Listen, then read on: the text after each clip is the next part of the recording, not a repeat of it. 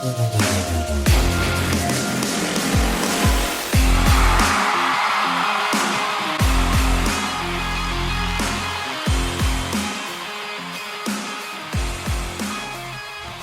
gotta say, Colts Nation, I'm not sure how you guys are gonna feel about me opening up the episode with this, but I'm gonna do it anyway. It's my show, after all, right?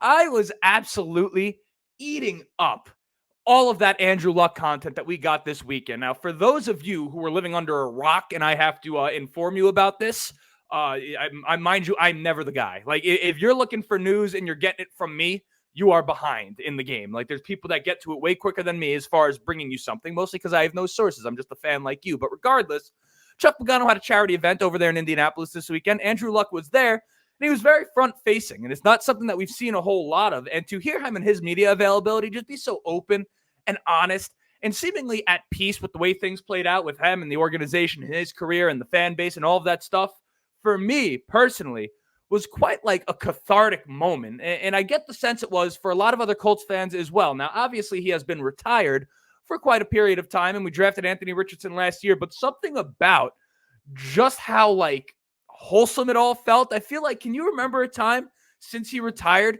where we got that much of Andrew Luck so open and just like, that hasn't happened, right? We haven't seen it where he's just been so out there and has just been so forthcoming about everything, right? For me, it just kind of felt like a true closing of that book and the true end of that chapter with Andrew Luck. I feel like in the aftermath of his retirement, as Colts fans, we got like absolutely no closure about that. He just kind of retired 2 weeks before the season, and then he was gone, and we just kind of had to sit there and deal with it. Something about what we saw this weekend for me just provided me with a little bit of that closure as a fan, and nothing particularly insightful about that as far as the team goes, but I'm just curious if you guys felt the same way.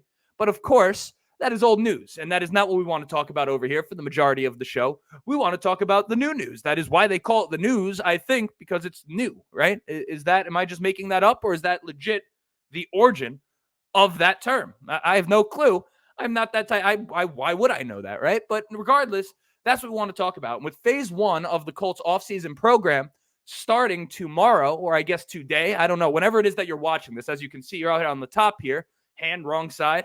I recorded this on April 14th. Monday, April 15th would be phase one of the Colts offseason program.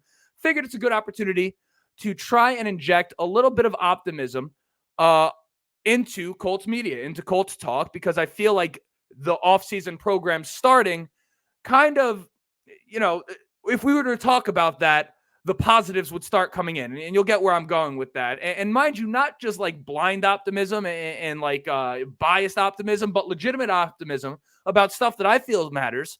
And I'm going to explain to you why I think it matters. And it's all centered around the word continuity. And it's a word that I know a lot of you guys are tired of hearing, and a lot of you guys hate, and that maybe you think it's just some sort of coping mechanism for Colts fans to use the word continuity as a positive because the Colts have not been active in free agency during this offseason. And that's fine. You can feel that way all you want.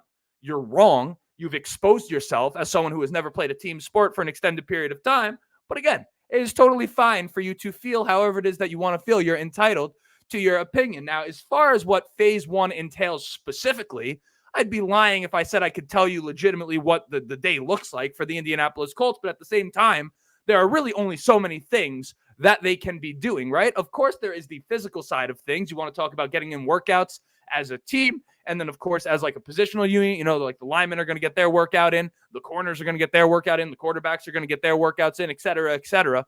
But that is really not where the continuity comes into play. Where the continuity really becomes important is when you're talking about installing your offense and your defense. And a proper install is going to consist of a few factors. For starters, you're going to have someone smarter than me leading the damn thing and letting these guys know what they have to do. But you're also going to need to familiarize guys with the terminology that you guys have in the organization, in-house, if you will.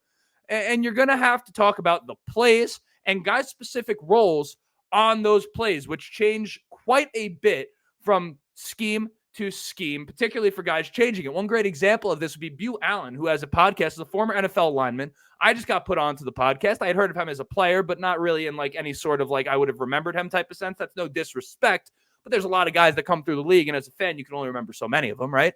But he had Charlie Partridge on, who is the new defensive line coordinator or coach, I guess, if you will, for the Indianapolis Colts. A lot of us very, very excited about what he brings to the table, considered to be perhaps one of the most widely respected in really on planet Earth when it comes to defensive line coaches. It's a move that people have spoken about, but also I feel like maybe deserves just a little bit more love. And he was talking about Gus Bradley's system and why for him, and I'm paraphrasing, of course, why some of why it would be exciting as a defensive line coach to get involved in Gus Bradley's system. And part of it is because the lack of blitzing that the Colts do, we could complain about that all day. Not my point. I'm really trying to paint the picture of, again, I'm trying to paint the picture of what the install is. That's the whole point of my conversation here. Not to get into an argument about Gus Bradley or anything like that. But the defensive linemen in Gus Bradley's scheme get a lot of playmaking freedom because the Colts don't blitz as often. The defensive line responsibility for the Colts is quite simple, and it is just to beat the man in front of you and get to the ball, whether that be the quarterback or the running back. And I know some of you may be thinking, well, duh, Justin, that is always the defensive line's job. Of course, you have to beat the offensive lineman in front of you and get to the ball carrier, whoever that may be. And just so you know, and maybe I'm putting you onto something right here, and I'm not trying to condescend anyone because I'm sure a lot of you guys are very much aware of what I'm saying right now, but some of you may not be. And for that, I'm here to educate you, right? Technically, that is not always the defensive line's job, right? A lot of times your job as a defensive lineman is going to consist of perhaps just taking up a little bit of space to give someone else an opportunity to make a play. You see this a lot with a guy like, let's say, a Grover Stewart in a different scheme, right? A lot of times the nose tackle statistically isn't going to bring much to the table because really his job is to just take a double team to open up an opportunity for somebody else. Or perhaps it could be, for example, if you're an edge rusher, a lot of people, I think of that as just a pass rusher. But of course, you have something called the contain, which many people would know. But your job in that situation isn't simply to just beat the man and attack the ball, but really it's to make sure that nothing gets outside of you and everything that comes, up the field happens inside of the tackles as opposed to out on the edges, right? So this is just stuff to consider. Another example of this on the offensive side of things, right? A lot of coaches have a little bit of a different take on some of the nuances that come with spacing on routes. Like you'll have like the concepts and the plays are relatively similar. I forget who said it. But like 90% of what any coordinator does is just stolen from another one. So it's not like they're like reinventing the wheel, but each guy has like their own flavor of ice cream as to how they would want to do it. Maybe one offense would like to run a specific route combination and the primary ball, the primary target on that play. And one offense may be like a 7 to 10 yard route. And in another offense may be a 10 to 12 yard route. Just little things like that, right?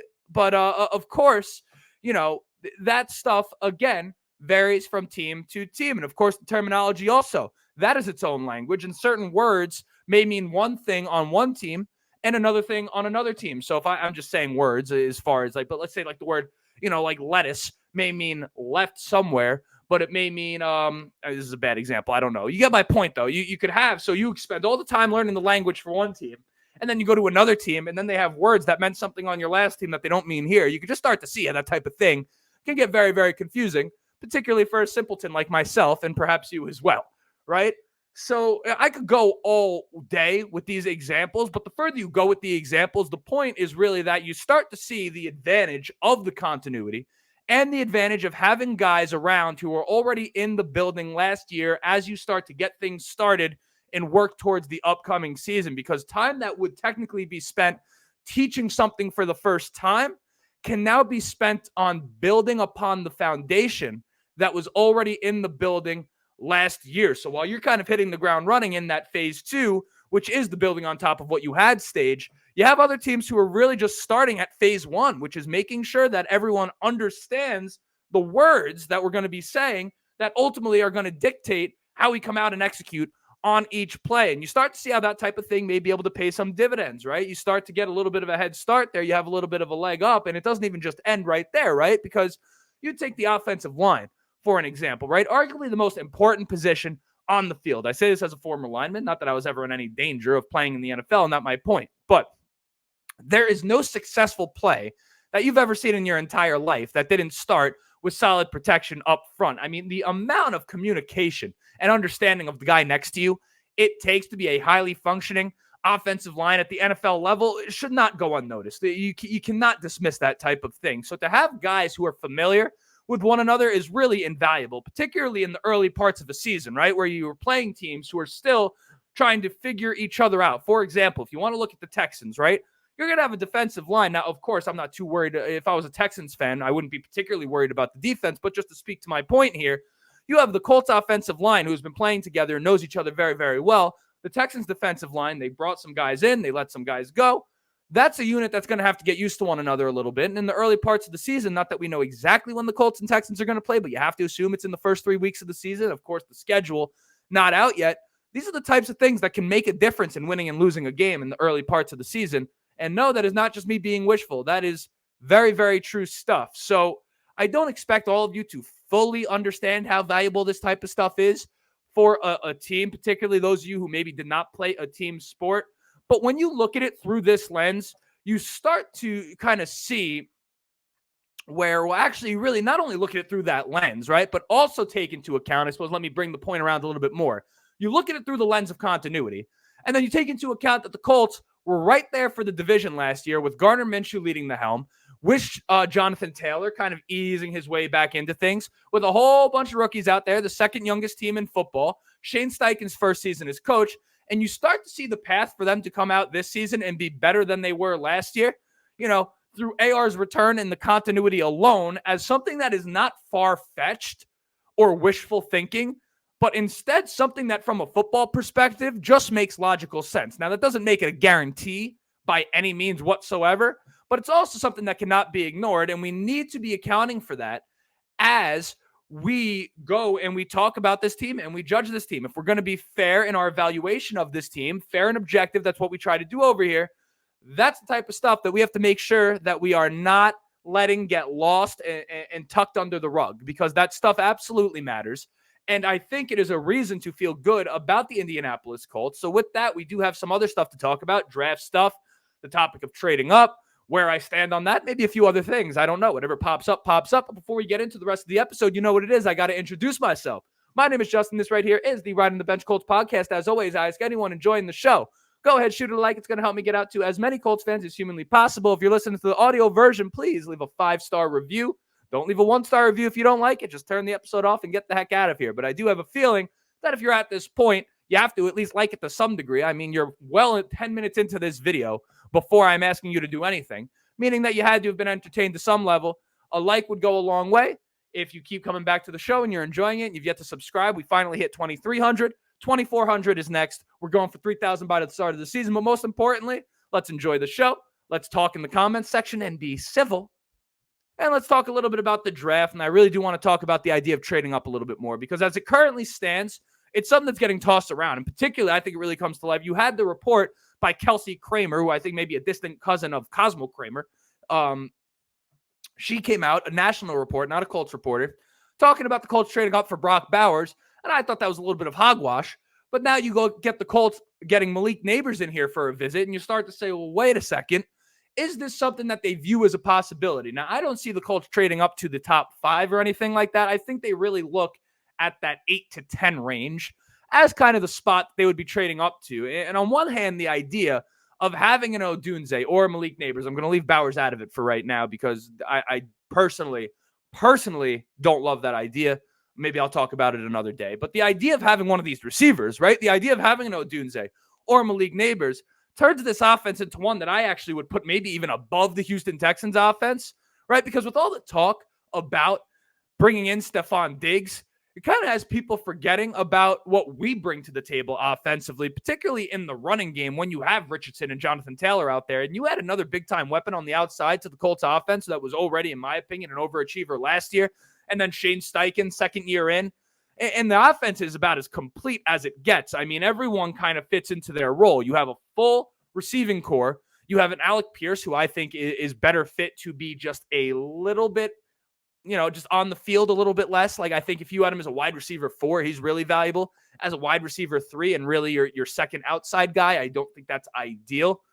But, again, my point is that the idea of trading up and having one of these guys on its surface seems like a great idea, and it may even be. I'm not saying it's not, but on the other hand, I do have to ask myself, what would be the cost for doing this type of business? Now, if it is not giving up this year's second rounder, I think I could get behind the idea of trading up. But if it involves this year's second rounder, the question you have to ask yourself is, are the Colts really in position to be losing a second round pick to move up 7 spots in this draft? I don't know. And with that said, I don't exactly view guys like Odunze and Malik Nabers as the only two that would bring the Colts offense to a level that I feel is really amongst potentially, if they get firing on all cylinders, amongst the cream of the crop that this league has to offer, because I think they have a chance to be a young, explosive, dynamic offense with just one extra weapon here. Even without the weapon, I think they could get there. But if you add one of these guys, tremendous. But I do think the idea of trading up into the back end of the first round, like in the 20s, is, perhaps even a better idea than trading up to wherever it is, in 8, 9, 10, right? Because then you will still have guys like a Brian Thomas, like an Xavier Worthy, whoever it is that you like. Adonai Mitchell is absolutely my guy by a mile. You get to bring in one of these receivers while also being able to go secondary with the 15th pick. Now, who's going to be available at 15? We're not 100% sure. Now, we can look at a pool of guys that are potentially available, all of which you who probably listen to a lot of Colts content on YouTube or wherever it is that you're listening would likely know these guys, right? You're talking about the Quinyon Mitchells, the Terrion Arnolds, the Cooper DeJeans. But the point is that if we were to go grab those guys, right? You talk about adding a weapon on the outside, adding a guy in the secondary. For all the negative talk about how Chris Ballard has put this roster together, I ask you this question. You add a piece in the secondary. You add a weapon on the outside. Where exactly are the holes on the roster at that point? I'm trying to find them. Safety, right? As it currently stands, the Colts have around $9 million in effective cap space, which is by far, by the way, the least in the division. So, if you're talking safety, I mean, guys are still available. And we're at that point. There ain't no one making any big signings right now before the draft. This is kind of that time because you don't know how things are going to play out. So what if, you need a safety and then you go sign one, but then all of a sudden there was a guy available that you didn't think was going to be available. And if you'd known he'd be available, you wouldn't have drafted the safety. My point is that anyone available right now, you can expect to be available after the draft for the most part. And you look at safety, Justin Simmons, Quandre Diggs, my two favorite options. If we were to add another guy, they're both still available. I think Micah Hyde could come in and help us. Marcus May could come in and help us. Kareem Jackson, even though he's as old as dirt, I think he could come in and be relatively effective. I mean, the Colts are kind of right there in terms of the roster. And I know that's, hard for a lot of you guys to believe, but you also have to assume that the Colts do draft a safety somewhere between the days of April 25th and April 27th. Am I right? And all of a sudden, again, once that happens, if we get the wide receiver, if we get a guy in a secondary, you're kind of in a spot where you realize it isn't nearly as bad as you think it is from a roster perspective, and not nearly as bad as many people in the comment section would suggest. Now, of course, health is a factor for the Colts, as it is for any team, but I do feel quite all right about where it is that the Colts stand right now here in April. And I'm kind of finding it hard to believe that you guys really think things are that bad and that we're that far off. You just ignore everything we just watched this past season? I don't know. They're not. They're not that far off. They're not there. They have work to do, but here comes the draft. And then I don't think they will go into the season having made 0 more signings. I do expect them to bring a safety in some capacity. We'll see how that goes, but the Colts are trending up, if you ask me. And I'm quite excited to see where things go. I hope a few of you feel the same way. But without further ado, that is all I got. That's the episode. My name is Justin. This right here was the Riding the Bench Colts podcast. And as always, go Colts.